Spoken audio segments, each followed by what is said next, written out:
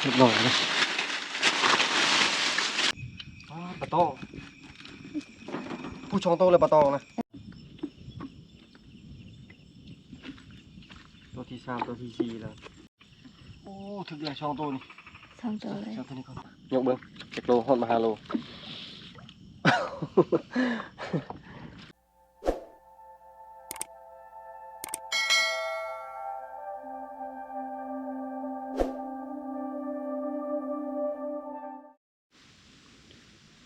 สบายดีพี่น้องสบายดีตอนแรงตอนนี้4 โมงแล้วพอดีพักผ่อนกะบ่เช้าเมื่อยปานใดแห้งเมื่อยตื่ม มันฮ้อนงึดวันว่าสมอนนอนได้จังได๋นอนได้จังได๋นอนเต้นนะ ปลาตื่นมานะเป๊ะเมื่ออะไรนะอันนั้นตื่น ข่อยเพิ่นนอนเป้นี่ก็ยังนอนบ่ได้เลยมันฮ้อนนอนและฟันว่าเอ้าอยู่ในไสก็คือว่าฮ้อนอยู่ไสคือว่าฮ้อนแต่จริงน่ะมันอายลมพัดเข้ามานะ ในใจบ่นอนบ่หลับ บ่หลับ ก็ได้ยินจะกลนกระลือกระลือนอนบ่หลับ เฮ็ดหยังนี่นะ ตัดผ้าผูกแขนสิไปถวาย ถวายทางบัด แม่นมันสุกจะลงไปเอาค่อยแหละสิชวนจะเข้าไปถวายนี่งาม งาม ปีกายได้300ปีนี้บ่ฮู้ว่าสิได้จักร้อย ถวายทุกปี ถวายทุกปีได้ไหนได้หลายก็บ่ง้อเด้อ งานเฮ็ดบุญแล้วจะบ่พอกันนะ โอ้นั่นล่ะ สบายดีแน่ สบายดีสบายดี ตอนนี้สิพากันไปไส ฮานอย หาอยู่ไส นี่แหละ บ่ แถวบ้าน กิ นอนนี่ เฮ็ดได้กินบัดนี้ ว่าจะกินแกง จะกินแกงเฮ็ดหูหนูไปหาไสบัดนี้ฝนบ่ตกเนี่ยบ่มีเลย ได้เห็ดกระด้างเห็ดกระถางเลย เนาะบ่ได้เอาเนาะอันนี้เนาะอันคันว่าฝนตกน่ะเฮ็ดคอนข้าวบ่เฮ็ดหูหนูเท่านี้น่ะพอได้กินอยู่เด้ออันนี้ฝนบ่ตกดนเลยหาหน่อไม้ก่อนเนาะแล้วแต่ อยู่ไหนคือยาวๆไปปลาตัวมันคือเป็นตะย่านแท้เสียงกับสั้นๆเนาะ ระวัง จะเห็นอยู่บ่ เห็นเบิ่งไปสิทางเอา เดี๋ยวถ้าเขาซับก่อนมันนั่นจะจังห้าสบายได้ยังไงพักเลย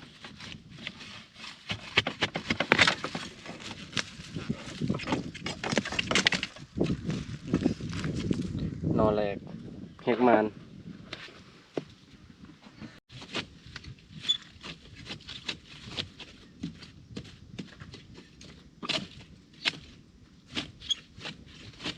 คนมาตบได้ต่อตั้งนาน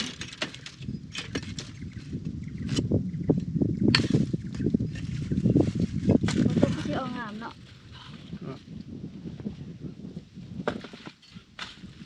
นี่ตัวนี้นะโมเมนตัวลุ่มนะนี่ทางซ้ายที่ออก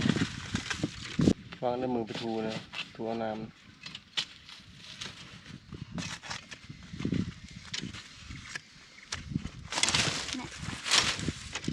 อันนี้ก็เอาบ่ อ๋อ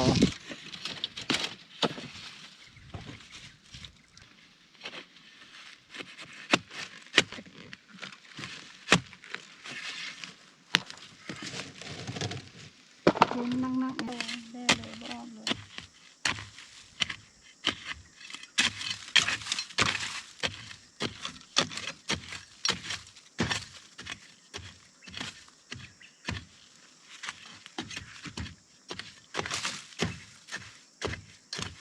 งามเลย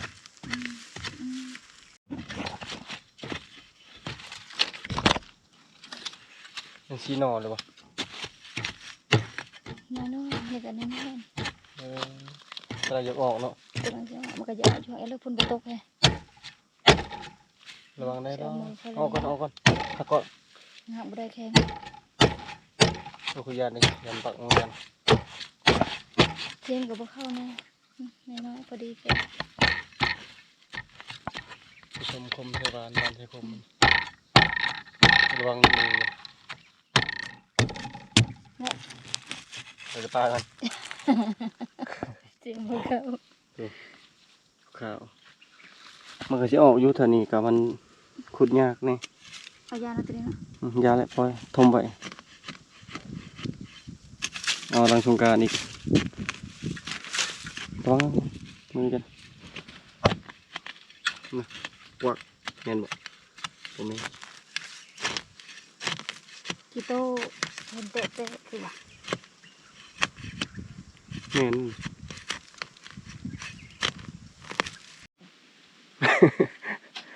ความพยายามของชาวมอญนี่น้ำไม้อยู่กลางก็ยังบุกเอาก้อนหนึ่งนะพ่อเนาะช่วยอันอื่นไว้เมื่อแกงอยู่บ้านอีกแกงให้แม่ย่า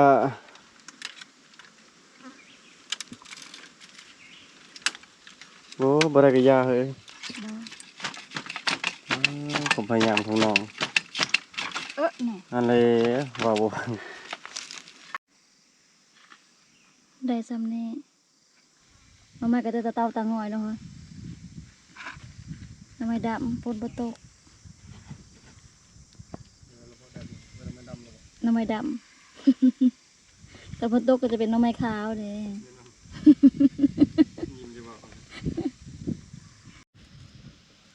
ให้แซลมอนปอกหน่อไม้แล้วก็ต้มหน่อไม้ท่าตอนแรกไม่ได้ยินแต่แกงเนาะ แม่น พายากะกินก่อนแล้วปั่นก่อนแล้วพอเจ้าแดดได้กินแต่น้ำค่อยนะหักกะสิปั่นข้าวได้ตอนนี้นะ อยากกินแต่น้ำมันจะกินข้าว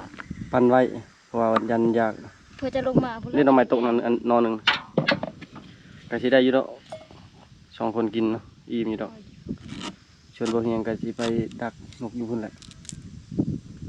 นอนในดำๆมันคือมันสิทุก มองกับว่าสิยามมันบ่ไหวลมก็บ่แห้งแต่ว่าแดดนั่นแหละเอาแห้ง จะไปรถตะแลงกันเอาพยายามมองท่า โตสาธุ เจริญพรหน้องใหม่อยู่พุ่นก็มีบ่ทำไมนี่ น้ำไม้อันนี้นะ อืม จักนอกเขาเลยอันนี้นะ ขอมีแต่น้ำไม้โจดอยู่พุ่นนี่น้ำมันกระซะเลยนะ กระสะบ่มีอยู่บ้านบ่มีกระสะบ่ได้ยิน เออ บ้านได้ยินอยู่ว่าบ้านน้ำไม้กระสะแต่ว่าอยู่บ้านบ่มีแต่น้ำไม้ไผ่น้ำไม้โจด บ้านหน้องไม้ไผ่อยู่พุ่นก็ขึ้นน้อยเนาะ บ่ได้บ่ได้น้อยเดี๋ยวไปได้คือกัน เคยเห็นแต่แคมซีเขาพายแบบนั้นคือว่าน้อยแต่แคมซีคือซำกอนี่แหละซำกอไม้กระซะนี่ ก็น้อยบ่ก็เกิดไม้แต่ก่อนแถบกลางดงก็ใหญ่อะไรเด้ เออ โบย แบบว่านอนี่เว้าซำแข็งซำบีแข็งมันเนาะ ใหญ่ อยู่นี่นะแต่ว่าน้ำท่วมมาแล้วท่านี้ นำคือกันนั่นแหละน้องไม้ไผ่เชื่อกันเท่าแต่ว่าคือว่าแคมน้ำกับน้ำท่วมตลอดเด้ ปลาแซลมอนอยู่นี่แหละค่ำๆเลยสิลงมานี่เห็นผู้บ่าวเลยเอิ้นแล้วเด้อ อย่าลงมาเด้อได้เด้อมือป้าเด้อ มื้ออื่นเช้าเด้เมื่อปะเขาเคยยังบ่เป็นยังบ่ได้ช้อนเอาว่าระยะห่างปั่นเข้าก่อนหน่อยหนึงแล้วก็ไปพุ่นละไปลัดแรงน้ำเริ่มแห้งแล้วกบนี่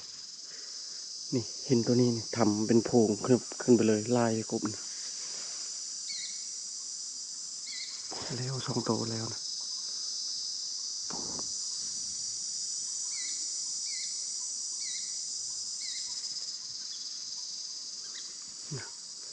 นั่นนี่นะปลาคอเลี้ยงลูกน้อย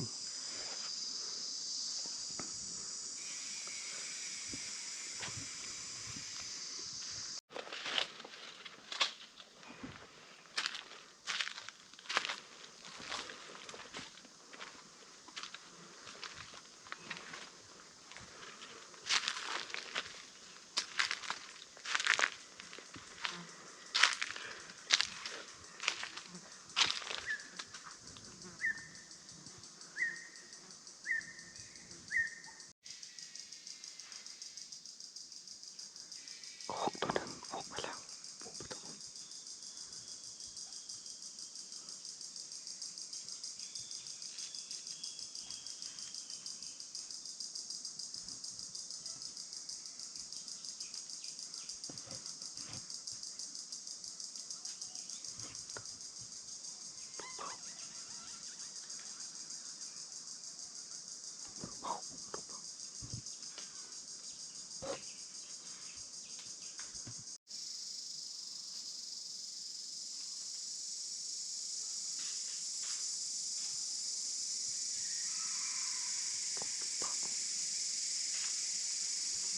บเผาอย่างนี้นะ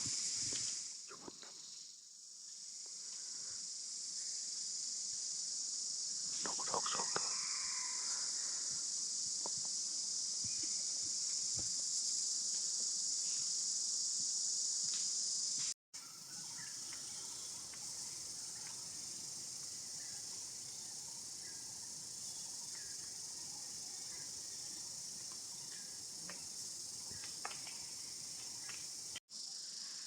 ตอนนี้ได้ยิงเอานกเต่า2 ตัว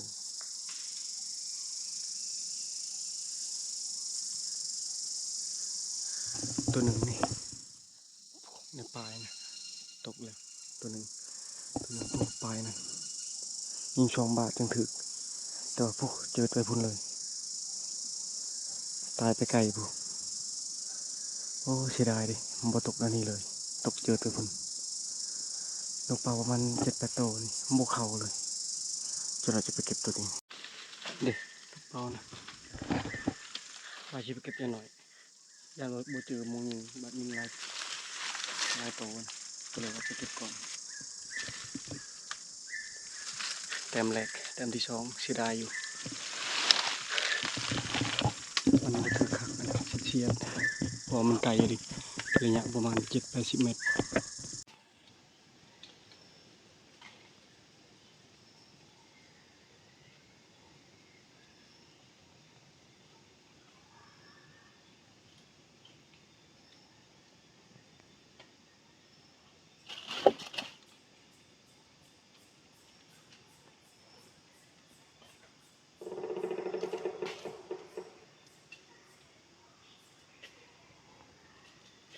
ยิงกระหอกตกตัวหนึ่งเด้อ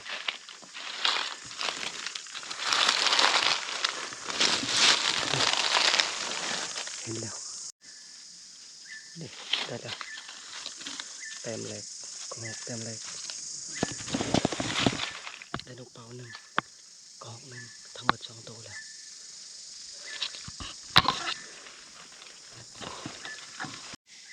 มักไห้บ่มีแนวกินกันล้นมันฮ้อนยามมันสุกคักนี่ล้นปุบปับปุบปับปุบปับอยู่แต่บ่เห็นพวกกระแตบ่เข้าเลยกระแตนี่แต่ก่อนนี่ลายที่กระแตกันนี่กระแตกระจรกลางคืนนูวายเมื่อคืนนี้นะได้เห็นแต่บางน้อยตัวหนึ่งเข้านะเอาถ่ายลุ้นต่อไปพี่น้อยนกเป่ามาได้แล้ว3 ตัว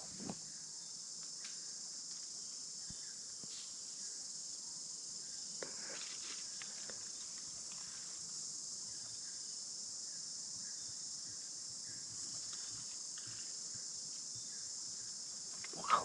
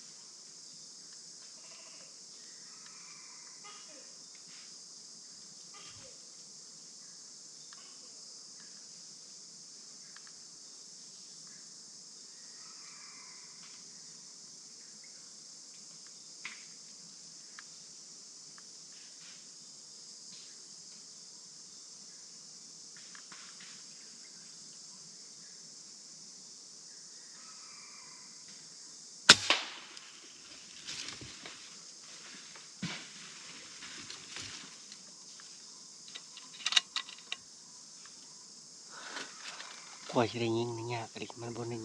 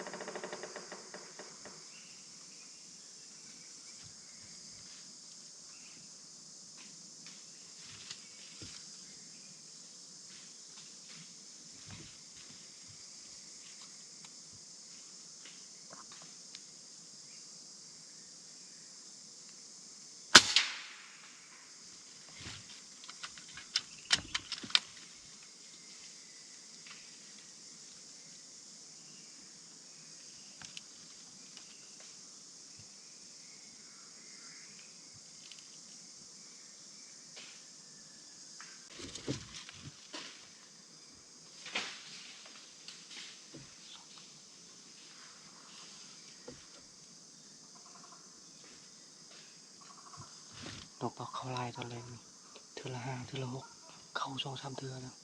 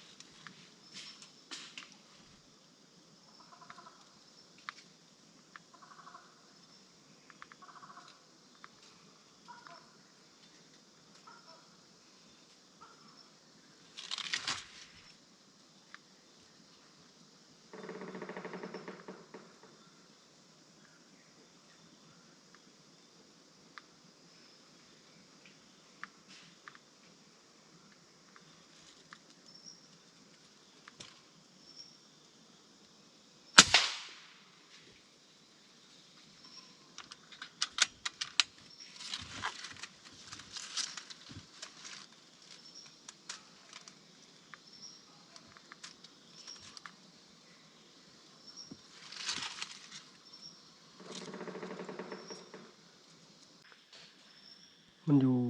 เข้ามาช่องโตไล่กันยิงแล้วก็ออกไปบนซองเลยนกเป่าคือกันป้าโอ้โหพัดได้ยังไงวะฟ้าวยิงเนี่ยนกเป่ามันอยู่เข้ามาช่องโตเธอสุดท้ายนะเวียงเห็นแล้วก็ยิงใช้บัดเดียวเลยโบถึกก็อยู่ว่างนี้เริ่มมืดไม่อยากเห็นครับโบถึก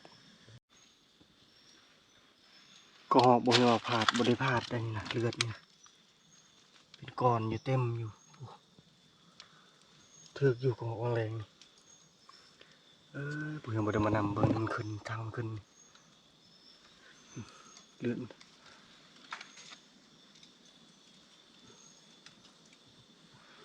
คิดว่าบ่ถึกก็เลือดนี่นะ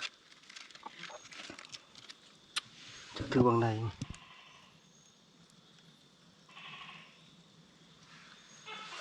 ตอนนี้เก็บในเป้าหาก็ได้ตัวหนึงอีกตัวหนึ่งจะตกบางใดนี่เลือดก็หอกนะโอ้เธอนี่โอ้ได้แล้ว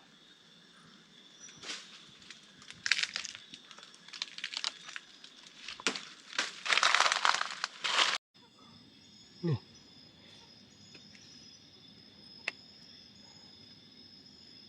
จักถือบางใดนี่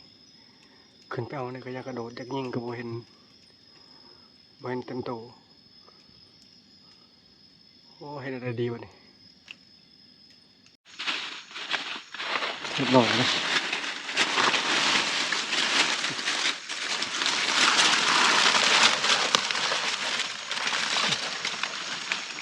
มันก็คืออีกเลยแบบนี้ตอนนี้คือไดโนเป่าโชว์ก็หอกสองอีกนกเป่าตัวหนึ่งมันหาเก็บบวมนตกเท่าไร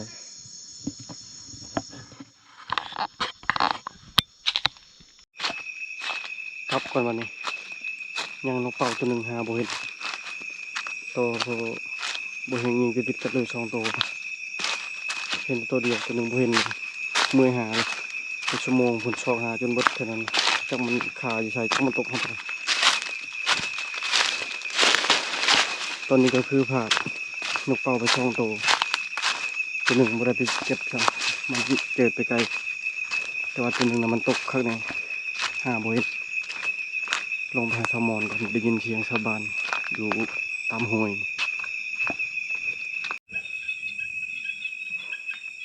ชาวบ้านเกียงลีนคนหนึ่ง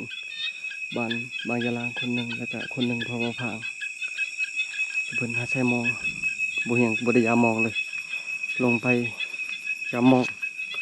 เก่งหน่อไม้แล้วก็ผักใส่บนนี้บริเวณการรับแล้วบ่เฮ้ยเห็นบ่ผู้บ่าวมาหา3 คนนะ เห็นแต่เจ้างามอีก ฮะเฮ้ยเอาเลยนำ ย่างคือดำน้ พอขนาดบ่ดำนำปล่อยลอยนะ ำดำคือลือ ขนาดนำกว่านี้อีก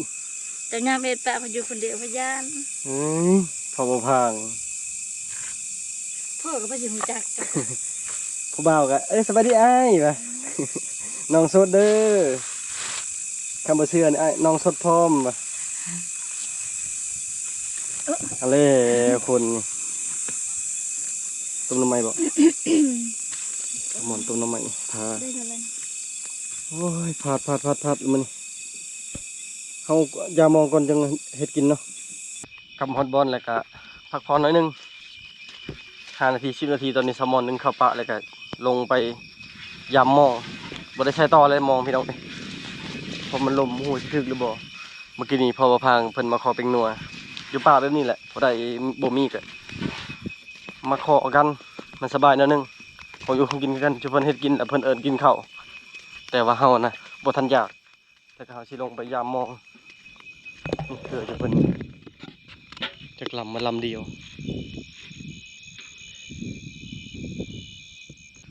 ปลาตองผู้ชองโตเลยปลาตองนะข้างไว้บ่เฮ็ดลาบ เฮ็ดลาบเลยเนาะ ชองโตเลยนะตัวใหญ่คือกัน ใส่อันนี้เขาสิไปใส่หม้อค่อยแล้วมันเฮ็ดอ่ะ บ่เฮ็ดหรอก ญ่อะไรเนาะอ๋อ ปิดอะไรปะนี่มันจะดึงรุดหรือเปล่าอ้าว เอาหลุดแล้ว นี่ยัง ยังอยู่เจอปลาคดินไปตื่น ปลาตองตัวนี้บัวใหญ่เลยนี่เนาะ อืม ตายเลย ลายซ้ำนี่อยู่บ้านให้เขาลงขาย4-5 ตัว3,000 ปลาตองนี่ อืม ทำไมคือว่าซอแพทย์ได้เหรอ ตอนนั้นน่ะสาวแพทย์ได้ตอนนั้น เราซื้อเอาบ่ บอแม่ละพามาช่องเธอพ่อแม่พาของกินมาทั้งปลาแห้งปลาเป็นแล้วก็ปลานังปลานังกับซอยไม่แม่นตัดเป็นตอนเป็นตอนทั้งแน่ฮะนะ อืม พามาเฮอ ลูกชาวเดียวบ่ ลูกสาวกก ลูกชาวกกทำเจ้าเลยเนาะ อืม ลูกสาวกกมูลมอละดกบ่เอาหยังจากยาง ขอเพียงนางมาหักกับอาย ตายอายกะสิยอมขันเจ้าบ่มีหยังพร้อมข่อยกะบ่เอาเชื่อนั่นแหละวันนี้โอ้ยมายุมายะวันนี้ไปขนาดวันนี้ ยึงแย่งย่อไปเพื่อจะนำมาโตก บ่ตายเชียวเนาะจักถึกตอนไหนถึกแต่เมื่อคืนนี่กูจัก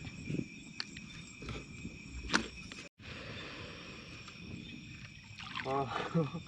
ปลามันจะเน่าเลยผู้ขึ้นแล้วปลาแกงข้างในเสียดายดิปลาสกางตัวที่3นี่มันห้อนเลยแบบบริยะ เสียดายเลยเนาะ ว้าสะโดกัด อืม เฉพาะมันตายเป็นครึ่งเลย เสียดายเนาะ คือบัทึกสะโดเลยวะเป็นตะยานทุกปลากาเขาพอถึกอยินเนาะ5 โตเลยอ๋อเกือบขาด เฮามาสิก่อนเห็นไอ้ไม้เรากินแซ่บบ่เลย ปลาเนี่ยปลากานะ นะเห็นแบบเรากินปลานะกินเฮ็ดไปได้เราก็กิน เรามักได้พันไม้นะ บางคนเฮ็ดลาบเราก็กินไปแต่แซ่บซอย เรา ก็ มักอะ กิ ไร น ปลานี่ที่จริงมันบ่ตายนะมันตายย้อนแนวกัดนี่เบิ่งนี่ อืม นี่ นี่แหละเขายานนี่เบิ่งแควมันนะ อืม โอ้ปลาสะโดสวบหรือว่าปลาเข่ง ยังบ่เน่าเนาะ ยังถืออยู่ได้เมื่อกี้นี่โตที่เท่าไรล่ะ 5 6เลยนะ6 โตวันนี้2 โตอีก 7 8 8เลยยามหากระไดประมาณ10 เมตรคันแบบนี้เนี่ยพอใส่อยู่คันใดยามเช้านี่ได้เฮ็ดแห้งเลยเนาะ อืมเสียดายแต่บ่มีน้ำก้อน ค่อยนะผู้กัดใส่ข้าวหม้อมาเท่านี้ อืม คิดว่าสิเฮ็ดช่วยเจ้ากินคักๆเพราะว่าคือได้แต่ละเถื่อมันบริชดแบบนี้อะนะบ่ได้เท่านี้เมื่อคืนนี้บ่ทันได้แล้วแม่นคิดโอ้ได้กินชมแม่นแล้วบัดนี้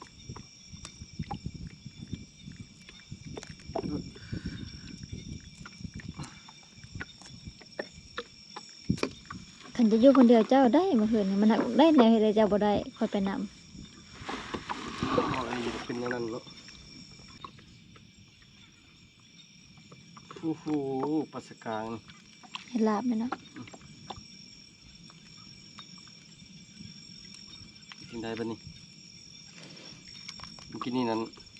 ได้ปลาใช่เลยไปพุ่นหรือเปล่า ยังนี่จักปลายัง ปลากินยา ยังไง ใส่ปลากินยานำตัวหน่อยบริทายนี่ใช่เลยหาทางมันเข้าเลยมองบุคาดเฮาปิดปากอึงนะ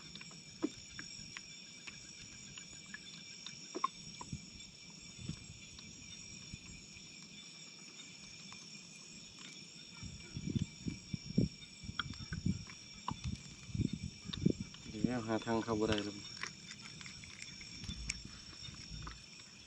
ใส่ไป2-3 เถื่อวางแล้วเดี๋ยวบ่ถึกเด้คันหูถึกอันนี่น่ะใส่เบิดเมื่อคืนนี่นะ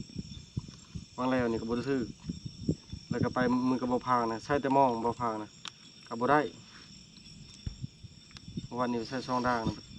ก็โอเคอยู่แล้วได้10 ปลายโตแล้วเนาะ เมียน่ะมักมานำคันว่าเมียนี่หาปลาได้อยู่บางแล้วคือกันคันว่าหากินทางบกน่ะบ่ได้เฮ็ดปลาบ่ลง ค่อยมากินปลา เฉพาะดอกนกจะบ่เบิด อืม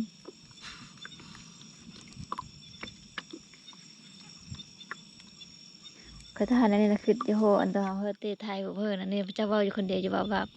แล้วมาเบิ่งบ่มีคลิปซ้ำว่า อืมขึ้นเรื่อยๆถ่ายแต่บางโต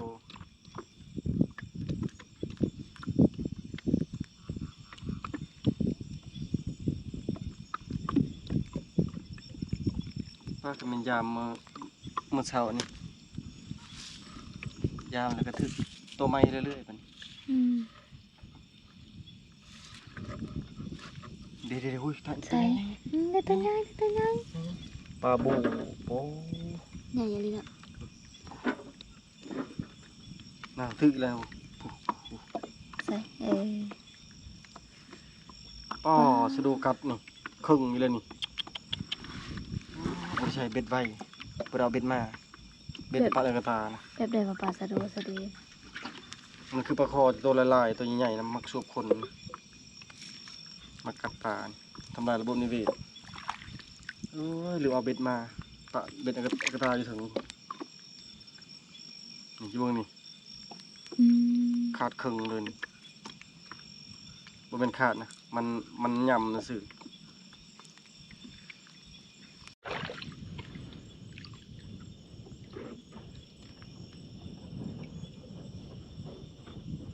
ได้2ตัวแล้ว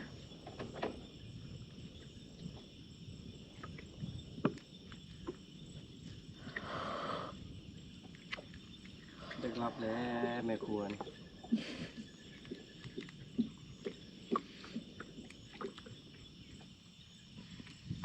จึงนอนท่ากะยาน ยาพื้นคนไก่บ่ไข่ดอกยันเบาพอบ่พางเดี๋ยวบ่ฮู้จักเนาะเป็นไผ บ่ฮู้ว่าแม่นไผแน่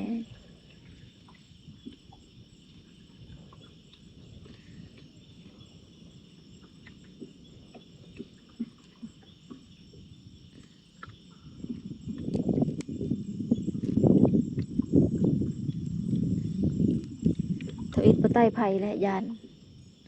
ขึ้นเนาะบ่ใต้ไผสมมุติเขาเฮามานี่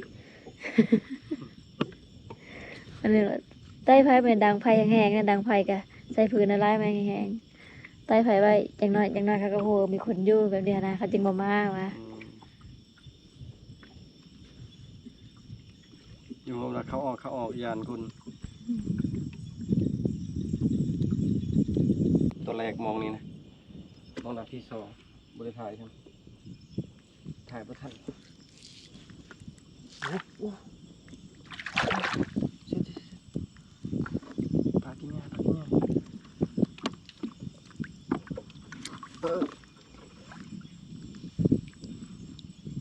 ัวยาวๆนี่ปลากินหญ้าบ่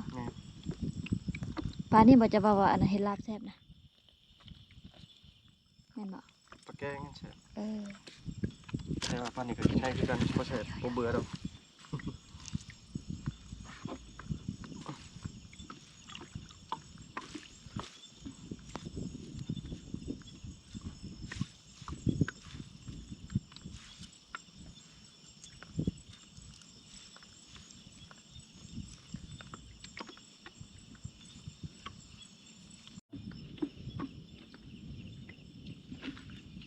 ตัวที่สามตัวที่สี่แล้ว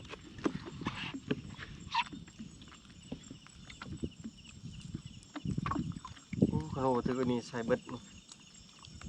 ก็พอได้ปิดอยู่คนแห่งหมักปลาซ้ำ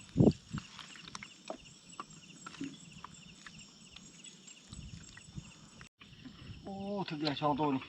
ช่องตัวเลย ช่องตัวนี้ก่อนตกง่ายก่อน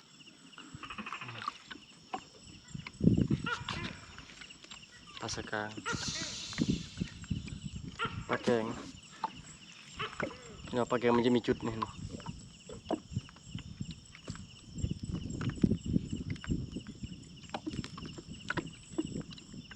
เข้าทางไหนเนาะบัดนี้ปิดอันนี้คือสิบ่ได้แล้วบัดนี้ลองเบิ่ง งนี่หัวแสบ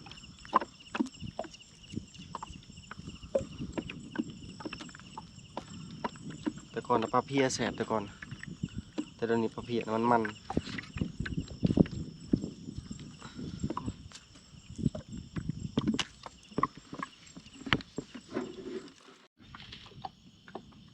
พี่ปลาเพียมาแล้ว ใช่ นี่ ประเภท ตัว น้อย น้อยตัวแช่แม่มันก็ถือตัวน้อยโอ้ยซ้ำนี่ไปเลี้ยงอยู่นอก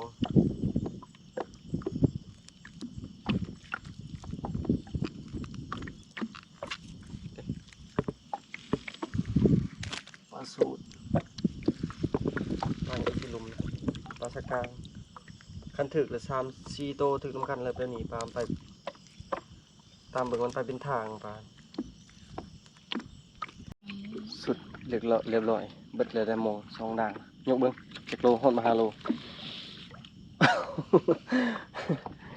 ซ้ำกับเขาใส่4-5 ด่างมันนั่นเนาะมือใส่กระบอกหางบ่ได้ซ้ำนี่ซ้ำเบิ่งนี่พอดีงามปาน2 ด่างก็ถึกหลายลิ นี่นะ ได้แล้วประมาณ5 โล นี่นะ นี่ตัวงามซื้อนี่ก็ตกอยู่ 2-3 แสนแล้วปลาเบิดนี่ เป็นได้ยังเน่าแล้วนะ ปลาตัวมันตายก็มีเพราะว่าเฮาบ่ได้ย่างใครจะว่านำยังบ่ทันหอมปานใด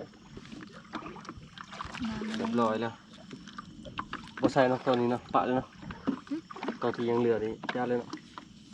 แล้วแต่ ยันสวยมื้อนมีทารัดเช้าอีกพอได้ขนมกระบอนไป สิปิ้งตัวใหญ่ๆนี่แหละมันไว้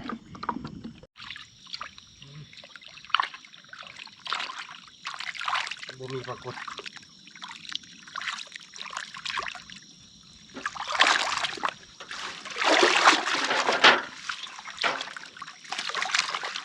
สวิงนี่บ่มานเลย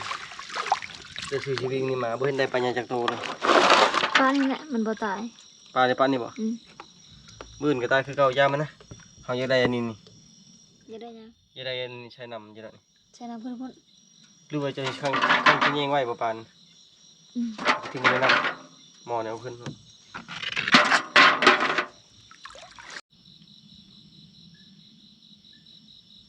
เฮ็ดได้กินนี่พอดีคักปลาชนิดนะเฮ็ดปลาสมเนาะเฮ้ยเฮ็ดปลาสมเฮ็ดปลาแห้งอันนี้คือตกลงกับแซลมอนว่าสิพาไว้คั่วไว้อื่นตากแห้งเพราะว่าจะได้ก็บ่มีน้ำก่อนอย่ามันเน่าเบิดนะคือเฮาเฮ็ดคือพันมาแหละสำเร็จครึ่งพาครึ่งแล้วก็เอื้อยังไว้มื้ออื่นให้แซลมอนตาก2 โตวนี่มัน2 โตวเป็นปลานวลจันทร์หรือว่าบ้านเฮาเอิ้นว่าปลากินหญ้าบ่ได้สั่งหยังเลยสั่งแต่มดเต็มไว้ว่าดิมด เขาอยู่ในตอนน้ำไม้เนี่ยมันตอบมันอันนั้นน่ะเนี่ยมั้ง ตอนทำไมปรุงนะ มันเฮ็ดไปคุย บ่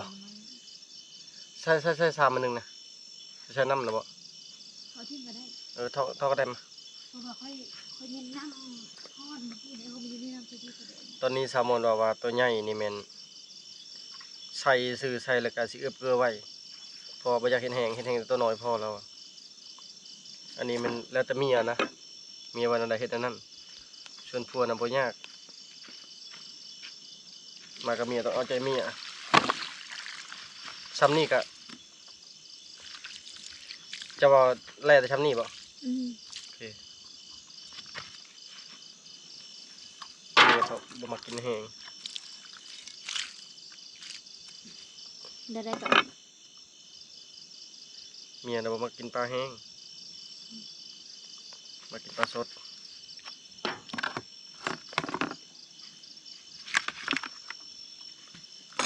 ตัวใหญ่ลายเลย มองแล้วช้ำกันนี่2 ด่างบ่ได้ใช้มอง10 เซน งามเลยเนาะ งามเลย จะใส่มันนะตัวเขาจะปิ้งได้ก็จะปิ้งตัวหนึ่งบ่ใส่เลย เก็บเดี๋ยวบ่เซาะกันเนาะ บ่เห็ดแห้งกับบ่ชอบค่อยบ่มากแต่ว่าใครแน่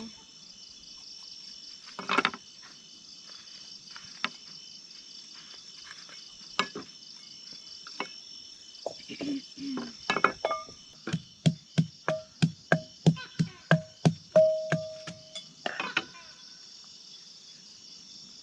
บโหก็จะเฮิงบ่ได้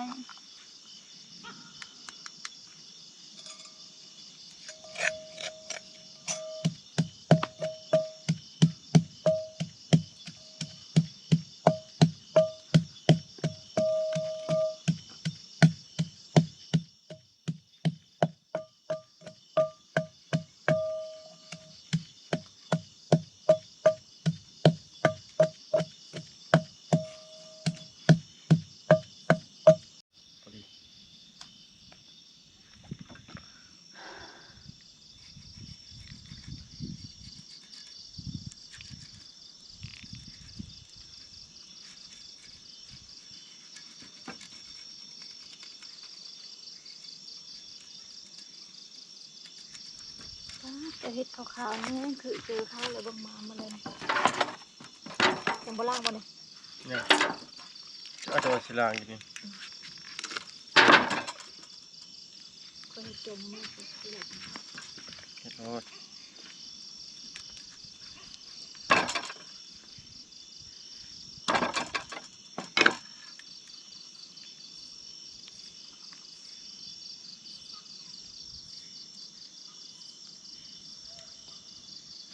ผ่านห้อง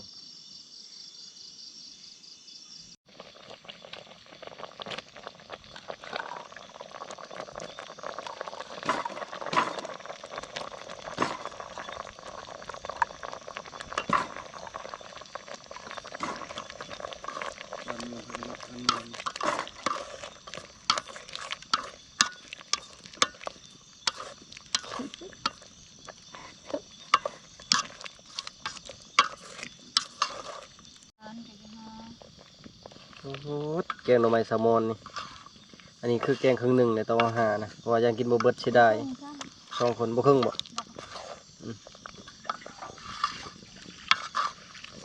บดจองกัน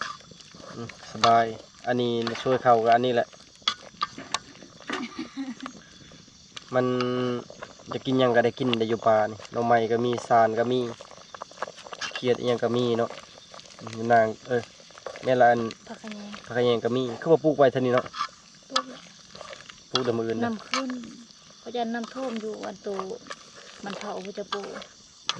จักแล้วปลูกอึ่งนะอันนี้ปลามันเน่าแล้วเฮากับพักว่าพักเป็นตอนเฮ็ดปลาแดกส่วนนี้น่ะปลาเฮ็ดแห้งส่วนนี้นะแซลมอนเราว่าใส่แล้วก็สิเอือบเกลือไว้บ่เฮียงจัดเฮ็ด3อย่างอันนี้คือสิล้างละปะนี่เลยจึงเป็นลาวตอก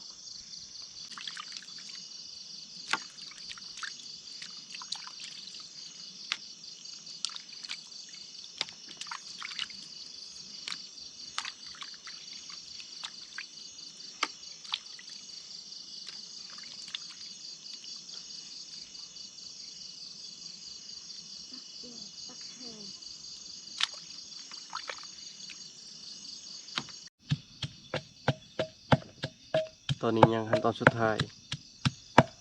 ปลาแดกก็เฮ็ดเรียบร้อยแล้วก็ปลาโตนหมักเกลือไว้กันแล้วยังแต่ปลาแห้งบ่เฮียงกันเราตอกเรายังเรียบร้อยแล้วมีแต่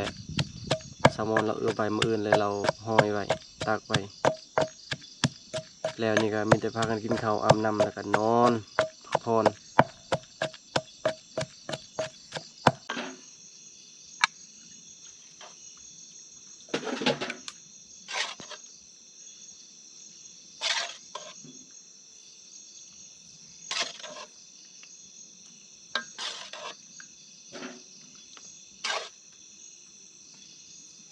ข้าวอุ่นตลอดมาเด้อพี่น้องไปกินข้าวหอบดึก11 โมงปลาย12 โมงแล้ว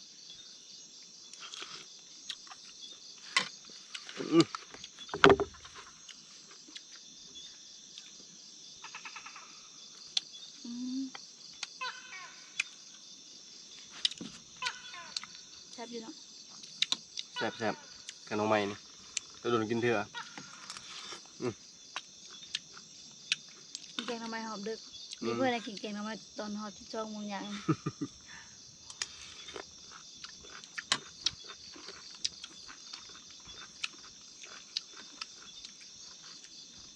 บ้านเมืองเขากิน12 โมงกลางเว้นกินกันออกมา12 โมงกลางคืน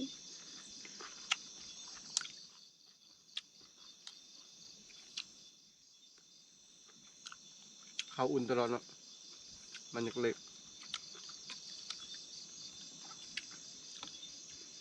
ไปยามหมองกันแล้ว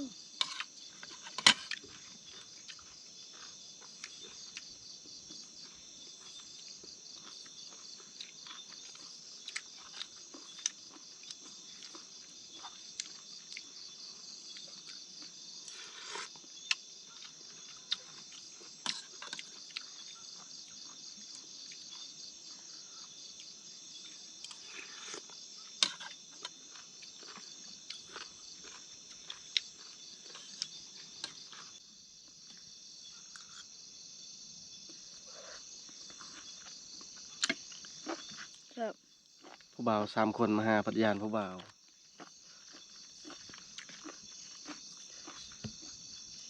ย่านเลยแต่บุคิดว่าเขาจะย่าน อืม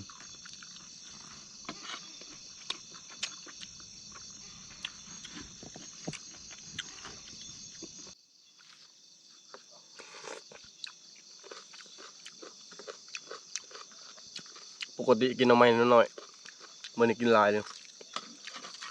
บ่ฮู้ย้อนยากหรือว่าย้อนแฉม ปกติแล้วเมแกงให้เรียน อืมกินหลายเลยมื้อนี้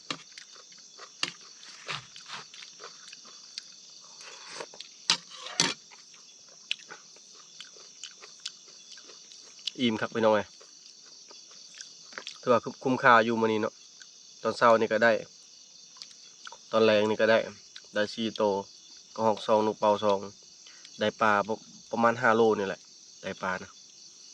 ก็บ่ได้ไปการทางไหนมีแต่นอนและคืนนี้แต่มื้อเช้านี่คันว่าสิไปทางเทิงพุ่นน่าสิไปประมาณ4 โมง4 โมงครึ่งนี่แหละบ่ฮู้ว่าสิได้ไปหรือบ่คันไป4 โมงนี่น่าจะเป๊ะเลยก็4 โมงครึ่งนี่น่าจะบ่ทันมันไกลประมาณ4-5หลักประมาณนี้แหละกว่าสิไปฮอดนี่แต่ก็พังเบิ่งคันดุแล้วไปบ่ดุก็หากินทางนี้คือเก่า